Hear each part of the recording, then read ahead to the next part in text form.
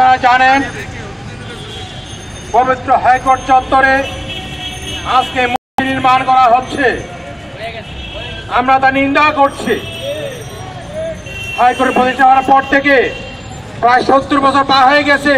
দাঁড়িপাল্লায় ছিল ঠ্যাঙের প্রতীক, কিন্তু আজকে কি কারণ দেখা দিল মসজিদের নগরীতে মূর্তি কায়েম করতে হবে? কি প্রয়োজন দেখা দিল মূর্তি কায়েম করতে হবে? দেবী মূর্তি কায়েম আমরা চাই না, আমরা নিন্দা করছি, ঘৃণা করছি, জনগণ চায় না।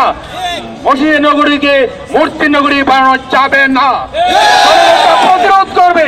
আমরা দাবি জানাচ্ছি অবিলম্বে অপসারণ করার জন্য।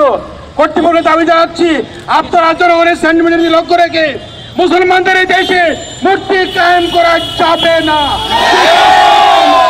জনগণ তা বরদাস্ত করবে না।